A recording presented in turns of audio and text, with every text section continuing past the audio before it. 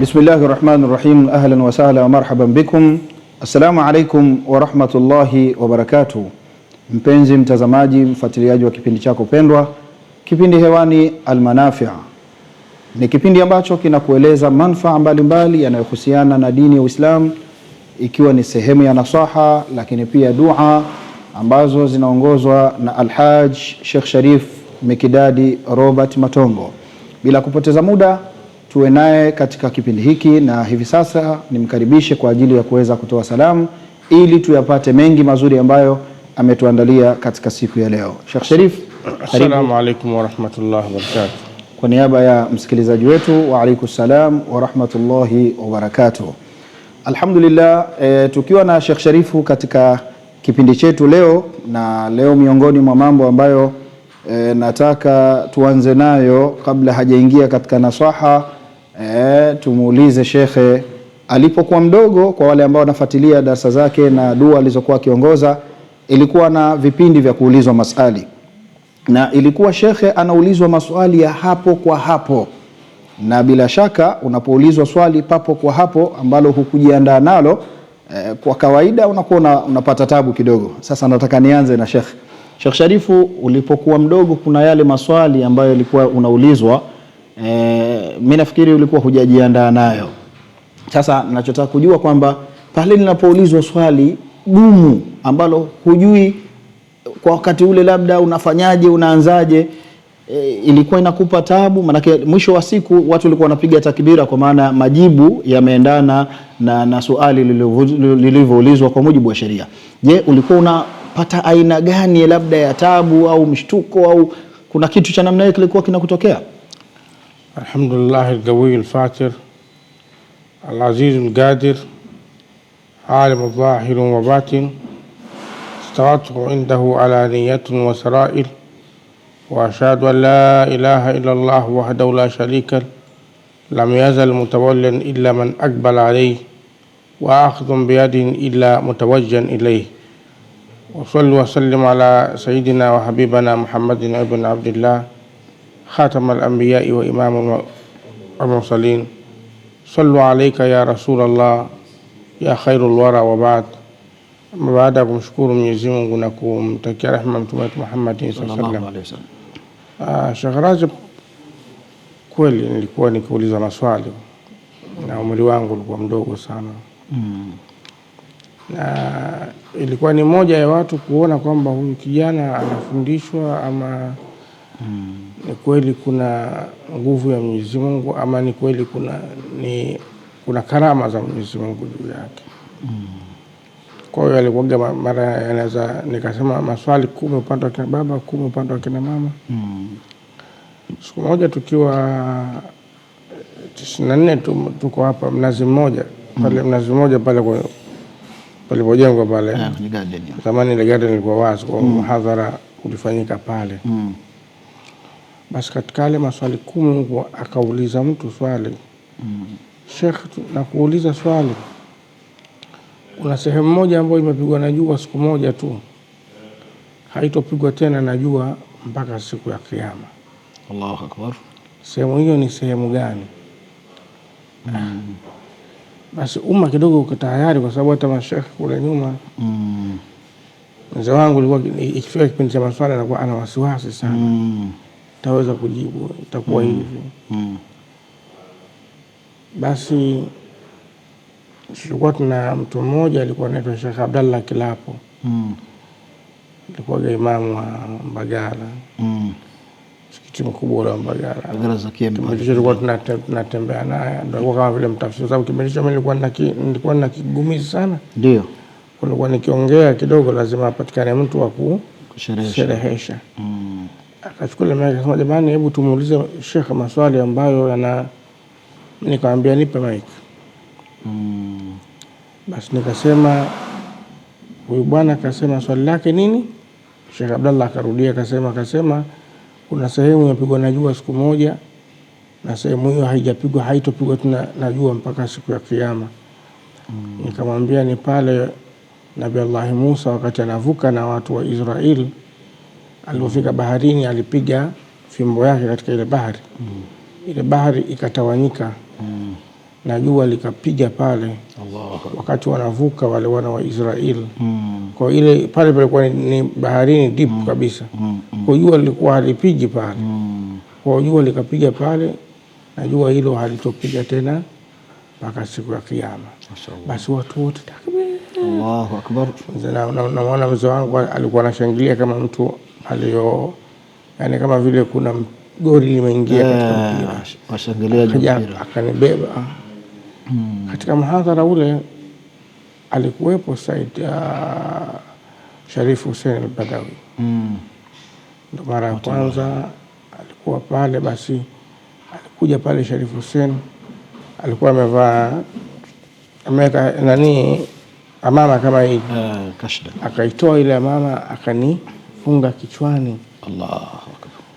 Na pale Sharifu akanibeba akamwambia, mzee huyu inabidi aje Lushoto.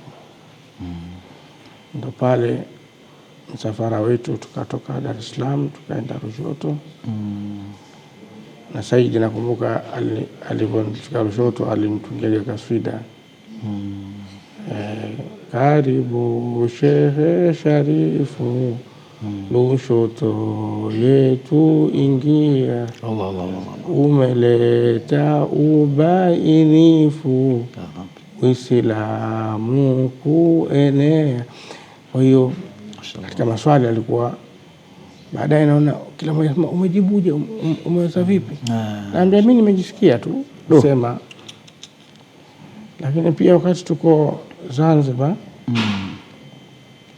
pale darajani pale palikuwa na uwanja hapa Malindi pale. Tulikuwa na Malindi ule. Mhadhara ya kwanza tulifanya pale. Baada ya kumaliza ziara ya Said Hussein al-Badawi, Sharifu akasema nitaenda nyinyi Zanzibar, na pale tayari mzee Rais Dr. Salmin Amur alitualika. Kwa tulikwenda kama wageni wa rais, tukafikia ikulu ya Zanzibar. Tunashuka pale tukutana na almarhum Sheikh Bakathir walitupokea. Basi mahadhara kama kawaida, katika maswali mtu akasema, Shekhe, katika mkono wangu wa kulia, nikitazama mkono wangu wa kulia una namba 18 kwa Kiarabu, na mkono wangu wa kushoto una namba 81 kwa Kiarabu. Maana yake ni nini hizi namba? Basi watu wote wako kimya. Unajua kuna ile moment unaanza swali, unaangalia huko meza kubwa, unaona watu wote wako kimya, kama kila mmoja anaona hapa ni tuna gani hili sasa, tunadhalilika ama tunainuka. Na kipindi kile tulikuwa naangalia Uislamu, kwa sababu walikuwa wanakuja ambao si Waislamu. Ndio maana ukishindwa kujibu pale, maana kama kuna kipindi Mungu alikuwa ananipa hii, ananiletea ilhamu kwa sababu ya dini yake mwenyewe. Sahihi. Kwa umri wangu nilipokuwa, kwa ilikuwa ni kama vile Mungu analeta jambo kwa ajili ya kuleta nusra. Sijasoma, hakuna mtu kaniambia, lakini umma wote uko kimya pale. Basi mimi nikachukua maiki nikasema, kwanza hizi alama zimekuja, ni moja ya alama wakati pale Yusuf alipokuwa anatolewa. Unakumbuka pale kile kisa cha Nabii Allah Yusuf alipotaka kumbaka Zulekha, alipotaka kumbaka Yusuf. Basi yule wanawake wakawa wanaongea kwamba mke wa kifalme akataka kumbaka mjakazi na nini. Zulekha aliwaita wale wanawake, alafu akawapa visu, alafu akamwambia Yusuf atoke. Basi wakajikata mikononi, kasema moja walijikata mikononi, ndo hizi alama hizo walijikata. Lakini pia hii 81 na hii 18 kujumlisha unapata 99. Haya ni majina ya Mwenyezi Mungu 99. Allahu Akbar. Maana namba hizi ukichukua 81 na 18 Ukijumlisha pamoja unapata idadi ya 99. Kwa nikasema hii ni moja ya alama yale majina tunaambiwa Asmaul Husna, majina ya Mungu yale 99. Okay. Kwa ni moja ya idadi ya majina ya Mwenyezi Mungu. Basi watu kweli wakapiga takbira nyingi sana. Mashaallah. Takbira nyingi. Nakumbuka katika mhadhara ule alikuwepo tajiri mmoja alikuwa akiitwa Noshat. Wa Zanzibar kipindi hicho. Ndio. Tulikuwa hatujui kama yuko pale. Basi baada ya pale akaona mwongoze akatualika nyumbani kwake. Baada ya kutualika pale akanipa zawadi nyingi. Mashaallah. Kipindi hicho mimi sikutaraji swali hilo. Mashaallah. Mimi mwenyewe nilikuwa nafikiria ni swali gani. Fahamu. Kwa hiyo alikuwepo maswali na nakumbuka siku moja pia tulikuwa tumekwenda Kigoma sehemu moja inaitwa Uvinza. Basi naye mtu akauliza hivyo, katika dunia hii karibuni miti yote huwa inaangusha majani. Lakini ni mti gani ambao huwa hauangushi jani? Mti gani ambao huwa hauangushi jani? Basi mimi nikatafakari pale nikaambia ni mgazi. Mgazi kwa lugha ya Kipwani nasema mchikichi. Chikichi. Nikasema ni mgazi na mnazi huwa hauangushi jani, labda uangushe lile kuti zima. Basi maswali yalikuwa ni mpenzi mtazamaji na mfuatiliaji wa kipindi chako pendwa Almanafi, tuko na Sheikh Sharif Mikidadi Robert Matongo. Tumeona maswali ambayo wamepata kuulizwa akiwa utotoni, magumu, mazito, maswali ambayo aliweza kuyajibu kwa ufasaha na unaelewa. Leo tumepata darasa kubwa hapa mikononi. Kuna namba kulia 81, kushoto 18, kulia huku 81, maana yake ni 99 majina ya Mwenyezi Mungu. Inna lillahi 99 isman. Mwenyezi Mungu ana majina 99. Huyu ndio Sheikh Sharifu Mikidadi Robert Matongo. Sheikh Sharifu, katika upande wa nasaha leo tunapata darasa gani kutoka kwako? Naam, tukiendelea kuzungumzia sihir. Naam. Ama uchawi. Naam. Kwa nini tunapenda kuzungumzia sihir? Kwa sababu ndo matatizo mengi yanayoathiri wanadamu. Sahihi. Na Mwenyezi Mungu anataka watu wafanye ibada. Lakini moja ya kufanya ibada lazima uwe una afya, siha. Na kweli. Kama hauna siha huwezi kufanya ibada. Lakini leo watu wengi wanaathirika na hawajui wajitibie vipi. Kweli. Leo tazungumzia sihir inaitwa sihir takhwif. Sihir takhwif ni ukifasiri kilugha ni sihir ya hofu. Ndio.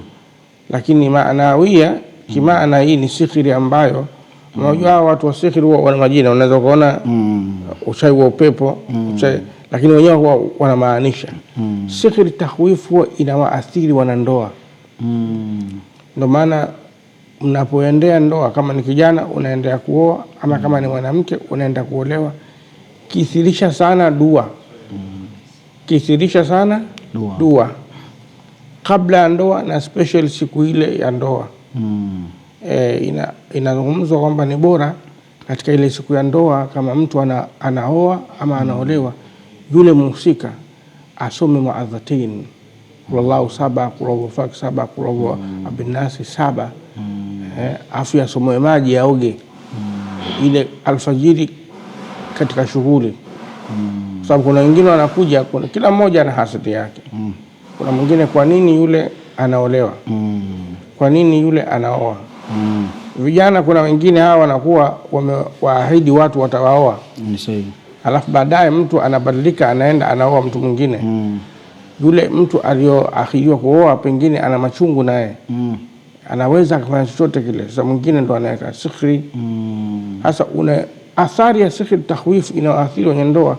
Pindi mnapooana, athari yake inaanza kuja vipi? Athari ya kwanza inaanza kuja, kwanza inakuwa ni hali ya maisha kubadilika. Sheikh Rajab, kuna watu leo mtu anaweza kaoa, alikuwa anafanya kazi zake vizuri, riziki yake inaingia vizuri, lakini akishaoa tu riziki inakuwa ngumu. Ndio. kama alikuwa anafanya kazi 5-6 kwa siku, inakuwa ngumu riziki yake. Mwingine alikuwa ana kazi yake, ana ajira, anaona hapa ni sehemu ambayo mimi naoa na mshahara wangu nalipwa 500,000 kwa mwezi, maisha yatakwenda. Akishaoa tu baada ya wiki anaitwa kazini, anapewa barua ya kusimamishwa kazi. Akitoka hapo kila akitafuta kazi yapati. Mpaka inafikia pale mtu anaweza akaanza kujiuliza, hivi ni huyu mke niliomuoa ndo tatizo? Kuna watu wengine wanaweza kusema mimi mke wangu ana nuksi. Yule mwanamke ana nuksi. Kumbe si nuksi, nyinyi ilipigwa sihri tahwif. Allahu Akbar. Pale wakati wa ndoa. Ama mume akafikiri kwamba mke wangu mimi ana nuksi. Unafahamu? Lakini kingine, kama si ugumu wa kimaisha, maradhi. Mlioana, mlikuwa wazima, mna afya njema, umemuoa mkeo, mara mkeo anakuwa ni mtu mwenye kuumwa. Mara kaumwa kichwa, mara anaumwa tumbo, mara anaumwa hivi. Yani hospitali zinakuwa hazibishani toka ndoa ilivyoingia. Kidogo umekwenda hospitali kafanya check up hii, kidogo umekwenda hospitali kafanya check up hii, kidogo hivi, mara kwanza. Yani maradhi yanakuwa hayaishi. Mtu alikuwa ana uzima, mmeona uzuri, lakini baada tu ya kuingia kwenye ndoa maradhi yanakuwa mfululizo. Fahamu? Inakwenda mpaka inatokea mwisho wake familia zinakaa, mtoto wetu bwana toka kaingia kwenye ile familia hana uzima, hana hivi, basi ni muachana. Allahu Akbar. Fahamu?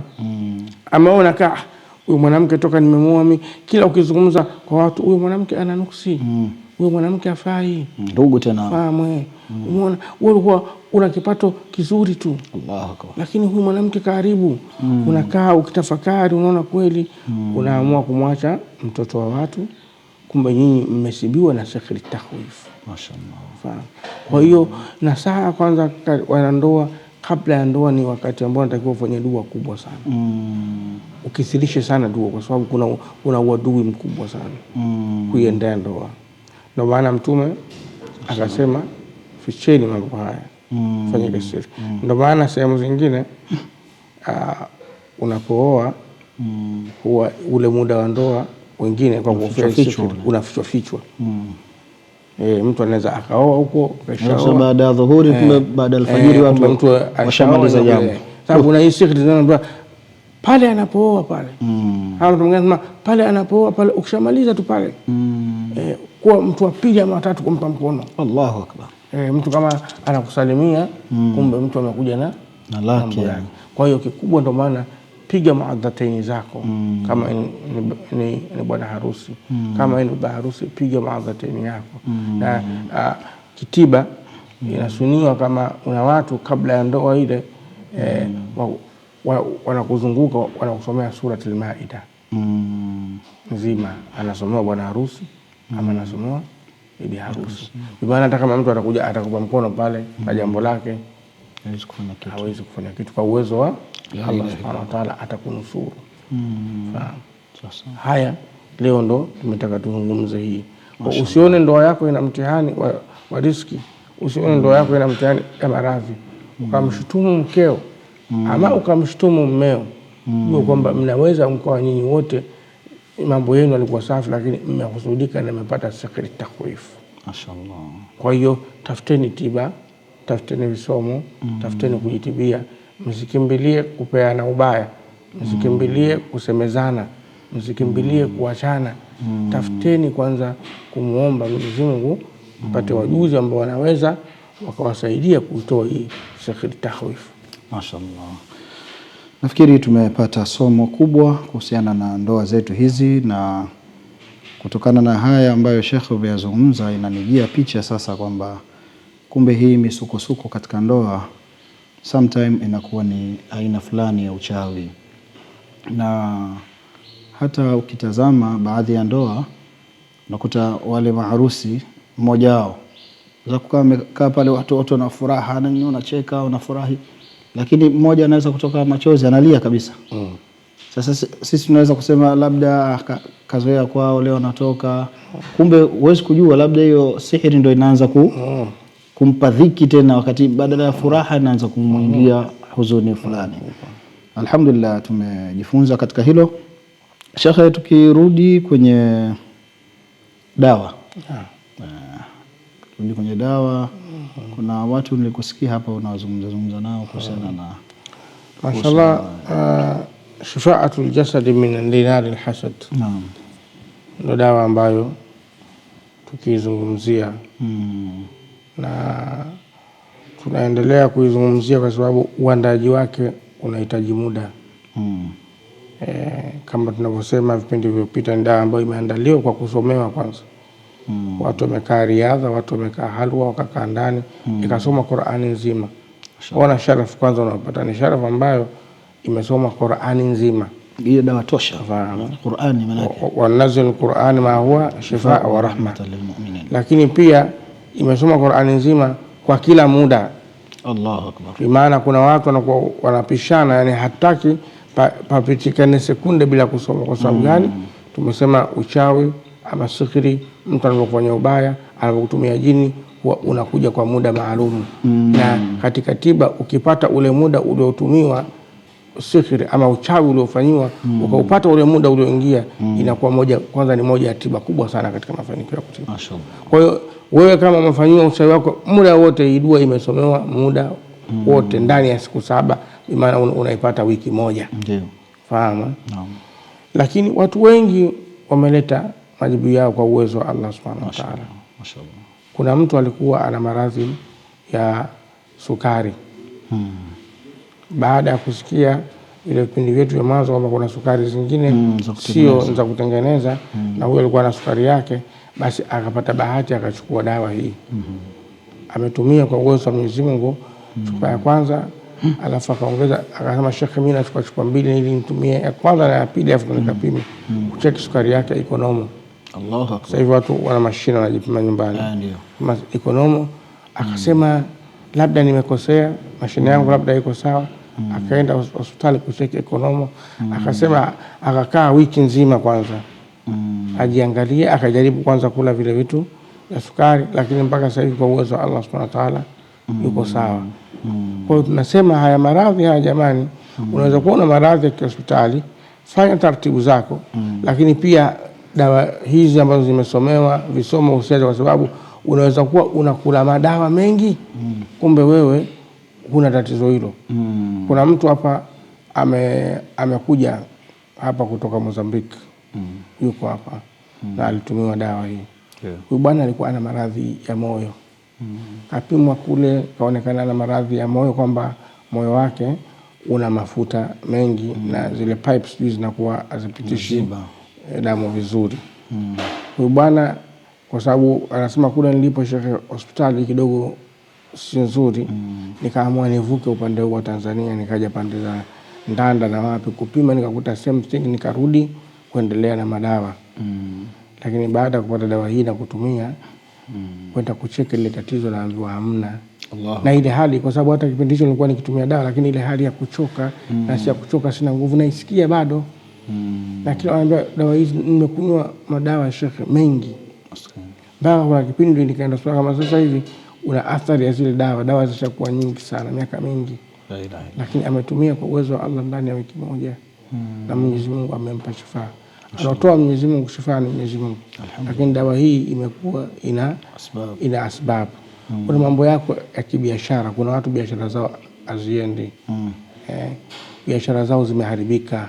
Chukua dawa hii kwa matumizi yake, tumia. Nyumba yako haieleweki, riziki zimekuwa ngumu, tumia.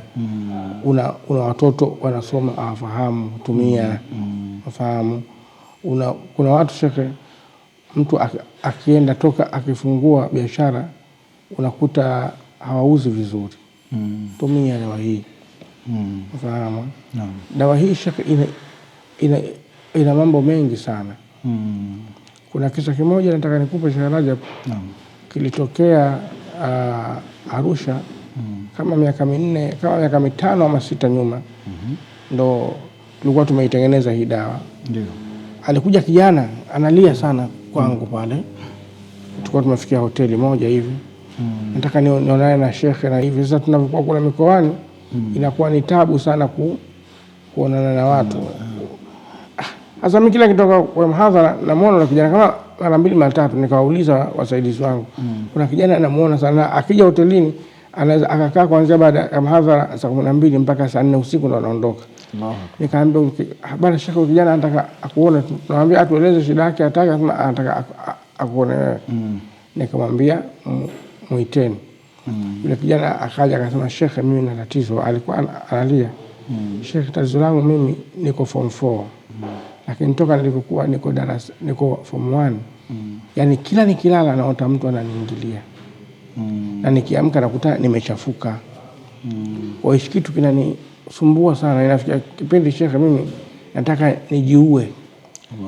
Sababu kila nikilala naota mtu ananiingilia, na najaribu mpaka nikae macho, yani kwamba najiforce sasa nisiwe ni mwenye kulala. Lakini nikipitiwa tuna usingizi. Basi nikamfanyia dua, lakini akaniambia, shekhe, mimi nataka nimjue nani anaonifanyia. Kwanza Mwenyezi Mungu anaondoshe, lakini nataka nimjue nani anaonifanyia. Ili ajiepushe naye. Tukampa hii dawa. Shifatul Jasad, tukamwambia wakati wa kulala paka katika mwili wako. Alafu mwambie Mwenyezi Mungu, Allahumma bayyin lana bil haqq, Mungu nibainishie kwa haki. Wewe ndo mbora wa kujua haki na batili, Mungu nibainishie kwa haki. Basi yule kijana akaenda siku hiyo akatumia hii dawa. Katika dawa huko kuna namba za simu. Ikapigwa namba ya simu usiku kama saa 7 hivi kwenda saa 8, ikapigwa sana. Usadia akapokea, bwana, hii namba ya Sheikh Sharifu, tunaomba, tunataka mje ama tuwafuate, kuna tatizo limetokea njooni. Akaja mtu akaniambia, Sheikh, bwana, kuna moja bila, lakini simu kana ni very serious.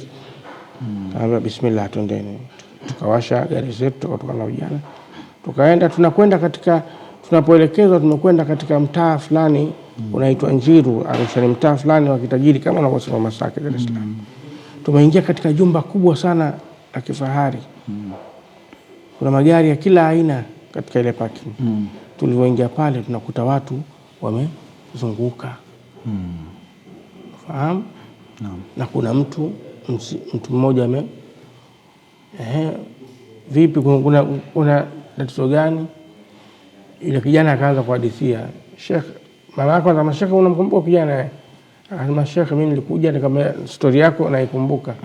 Anasema, baada ya kupaka ile dawa, mimi yule mtu huwa akitaka kuniingilia huwa naona anakuja ananikandamiza, alafu nashindwa kumshika. Nahisi kama sasa hapa ndo kile kitendo kinafanyika. Lakini leo alipokuja kutaka kunikandamiza nikamshika. Nilipomshika nikapiga kelele, watu wakaja. Na mtu mwenyewe ndo huyu. Mbaya zaidi, yule mtu ni nani? Ni baba yake mzazi. Baba yake wa kumzaa. Mama anasema, mimi ndoa sitaki. Tunamuuliza yule mzee, wewe mzee, kwa nini unafanya hivi? Anasema, Sheikh, nisameheni Sheikh, nisameheni. Sawa, si jambo la kusamehe. Huyu si mwanao wa kumzaa. Ndio. Kwa nini unamfanyia hivi? Anasema, Sheikh, umeona hapa ulipokuja? Umeingia katika jumba la kitajiri. Umekuta magari ya kila aina. Mke wangu anaendesha gari la kila aina. Mimi nilikwenda kwa mganga. Nikataka kupata mali. Sharti niliopewa ni kumuingilia mtoto wangu. Ndio unaona utajiri wote huu ambao ninao. Fahamu? Kwa kila mimi ninavyomwaga zile mbegu zangu ndivyo mali yangu inavyoongezeka. Lakini Sheikh, nisameheni, unaelewa? Kwa kuna mambo mengi sana, mambo sihiri. Ndio maana mambo tunayake kwa sababu yana vitu vingi sana. Ndio. Leo inafikia pala mtu anamdhuru mtoto wake kwa nini? Kuzaa. Na hii ndio inaleta ile maana kwamba ni uchawi unapotokea kwenye familia, si kwamba tu ile mchawi anaweza kuwadhuru watu wa mbali. Inawezekana mumo ndani ya familia kana sasa mtu anamdhuru mtoto wake kumzaa kwa madhara yaliokuwa makubwa. Kwa uwezo Allah ametumia idawa yule akakamata. Kwa maana yake nini? Dawa hii hata kama unahisi sehemu yako kuna hali, labda kuna wanga katika biashara ama kuna vitu vinafanywa, kutumia kwa uwezo wa Allah, Mungu anaviondosha. Naam. Sheikh Sharifu, kabla hatujaingia katika dua, ni kuombe kwanza nikuulize swali la kizushi kidogo. Hapo kwenye pua yako kuna alama. Hii alama ilikuja baada ya kuzaliwa au ulizaliwa nayo? Mimi nimezaliwa nayo. Nimezaliwa nayo, na nilipokwenda Saudia mfalme naye aliniona. Kipindi hicho ilikuwa ndogo kidogo. Akasema Sheikh, tufanye operation. Kama ya chini ni pengine Mungu amenipa alama yangu. Alama special. Kwa hiyo maana hata mimi nikiangalia hiyo alama na zile picha za utotoni ilikuwa ndogo, inaashiria kwamba huyu ndiye Sheikh Sharif.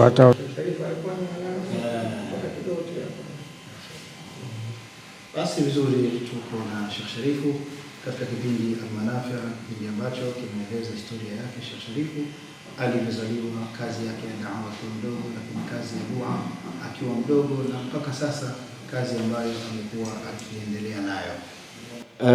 Sheikh Sharifu, kwenye kazi hii ya da'wa inakuwa na misukosuko mingi. Kazi hii na misukosuko mingi. Je, kuna misukosuko ambayo labda wewe umeshai kupata au mtu wako wa karibu kutokana na kazi ya da'wa? Kazi ya da'wa misukosuko inayo mingi sana. Na hata sisi tumepitia misukosuko mingi katika kazi ya da'wa. Nakumbuka kipindi cha mihadhara ile ilikuwa ni migumu sana. Ndio. Mimi nakumbuka nimelala sela nikiwa na miaka 7. Allahu Akbar. Tulikuwa tumekwenda Musoma kwa mwaka 97 98 katika mihadhara hii. Na baada ya kuwa katika mihadhara pale mambo yale maswali na majibu, alikuwepo OCD mmoja alikuwa hataki zile habari, akaja akatukamata pale akatuweka ndani. Allahu Akbar. Waislamu wakaandamana, ikawa fujo kubwa, tukatolewa. Nilikuwa niko mimi, Ustadh Mazinge, Sheikh Riko, Marehemu Bwana Muhammad. Kwa hiyo mitihani mingi, lakini pia kuna misukosuko mingi Mwenyezi Mungu anaweza akakujaribu pia. Ndio. Kuona kwamba utasimama ama hutosimama. Sawa. Mwenyezi Mungu anapokupa uongozi, basi asabra inda sadmatal ula, subra ndo kwanza sana. Wanaweza wakatokea watu wakasema mambo. Unaweza kuwa ulikuwa una nafasi ikatolewa. Lakini pengine Mungu anataka akupandishe tu. Allahu Akbar. Daraja. Kwa hiyo hata namsihi kaka yetu Sheikh Walid Al-Hadi kwamba hii ni mitihani ambayo anapitia. Kwa hiyo kikubwa ni asabr, kusubiri. Lakini Mungu anaweza akakupa mtihani ili kwa ajili akupandishe zaidi. Sahihi. Na Mungu anaweza akakupa nafasi ili Mungu akushushe zaidi. Unaelewa? Ndio. Unaweza ukapewa mtihani kwako ukawa ni mtihani, lakini kwamba Mungu anataka akunyanyue daraja yako. Ndio. Na unaweza ukapewa nafasi kwako ukaona ni nafasi, ama aidha ya cheo ama aidha ya chochote kile. Ukaona ni nafasi nimepata hii. Lakini kumbe katika ile nafasi Mungu anataka akuporomoshe zaidi. Kwa hiyo lile ambalo Mungu alokadaria sisi tunalikubali. Lakini mtihani haukufanywa wewe usiwe haukutoe katika ushehe wako, haukutoe katika elimu yako, haukutoe katika maarufu wako, haukutoe katika au kupendwa kwako, ama kupendwa kwako, haukutoe. Na mitihani iko, mashaallah, iwe ni ya makosa ya kweli. Maana Mungu anaweza kukupa mtihani mwingine ukakosea kweli kibinadamu. Lakini kukosea ndo sisi binadamu, alkamalu lillah. Ukamilifu ni wa Mwenyezi Mungu. Unafahamu? Hakuna ambaye hakosei katika sisi. Lakini ule unaweza kuwa mtihani wa kukosea. Kwani Nabii Allah Musa alipewa mtihani wa kuua. Ule mtihani ni special, Mungu alimletea Musa. Akaua mtume huyo. Alafu baada yake nini? Baada ya kuua ikawa solution yake hapa mimi nikimbie. Kumbe Mungu anataka amtoe katika maisha aliyokuwa anaishi ya kiprinsi, anataka amfundishe maisha ya kumjua Allah Subhanahu wa Ta'ala. Kakimbia mpaka wapi? Madiana. Anakutana na Nabii Allah Shuaib. Anakuwa mtumwa kule. Anakuwa mfanya kazi kule. Mungu anamfundisha maisha ya kidini. Anarudi Misri, alikuwa nini? Mtume. Lakini alifanya makosa ambayo ni makosa ambayo yako ya kibinadamu. Ya kibinadamu, lakini kumbe Mungu amekadiria wewe ufanye yale makosa ya kibinadamu. Ili Mungu akutoe sehemu moja kukupeleka sehemu nyingine ile kwa bora kuliko ulikuwa. Kwa hiyo mitihani ipo katika maisha. Naam, mashallah, mitihani ipo katika maisha, na unaweza ukapata mtihani lakini ikawa ni sababu ya kuweza kunyanyuka daraja. Na daraja si lazima uone katika nadharia ya kibinadamu. Inawezekana daraja Mwenyezi Mungu ana njia zake, lakini pia mitihani haiwi kipimo cha kuweza kumfanya mtu adogeshwe au ashushwe ule umaarufu wake, elimu yake, uchamungu wake. Haya ni mambo ambayo tunajifundisha na tumeyapata hapa katika kipindi Almanafi. Sheikh Sharifu, sasa ni wakati wa kupata dua kama ilivyokuwa ada. Siku ya Ijumaa ni dua, lakini pia mpenzi mtazamaji inawezekana akapatwa na ujumbe huu baada ya Ijumaa, lakini muhimu ni kupata dua ambayo itaendana katika wiki hii insha Allah. Karibu kwa ajili ya dua. Alhamdulillah rabbil alamin, wassalatu wassalamu ala rasulillah sallallahu alaihi wasallam. Amin. Allahumma iftahna fa innaka al-fatihin. Allahumma ansurna fa innaka خير الفاتحين. اللهم ارفعنا فإنك خير الرافعين. اللهم ربنا إننا نسألك إن كان رزقنا في السماء فأنزلنا، وإن كان في الأرض فحرجنا، وإن كان بعيدا فقربنا، وإن كان قليلا فأكثرنا، وإن كان كثيرا فباركنا. اللهم ربنا أنت رب السماوات ومن فيهن، ولك الحمد. اللهم أنت خادم السماوات والأرض ومن فيهن. أنت الحق وقولك الحق ولقاؤك حق والجنة حق والنار حق. اللهم بك أسلمنا وبك آمنا وإليك توكلنا يا رب العالمين. وصلى الله وسلم. الحمد لله رب العالمين. إن شاء الله mwisho wa dua ya Sheikh Sharifu ndio mwanzo wa kipindi kingine, lakini wale ambao wanahitajia dawa, namba za simu zinapita hapo kwa ajili ya haja mbalimbali kama ambavyo Sheikh Sharifu ameeleza. Na kama unahitaji ushauri wowote unaweza ukampigia Sheikh Sharifu akakushauri juu ya masala ya dua, lakini pia katika masala ya da'wa. Sheikh anafanya ziara ndani ya nchi, nje ya nchi, akiutangaza Uislamu. Unatamani atembelee katika eneo lako, katika miji yenu, katika nchi zenu, basi anapokea mialiko hiyo, lakini pia kwa ajili ya dua anaweza akakupokea na akakusaidia wewe na familia yako. Baada ya kuyasema haya, ni mimi msimamizi wa kipindi Sheikh Rajab bin Salim Juma Al-Kushairi. Wassalamu alaikum wa rahmatullahi wa barakatuh.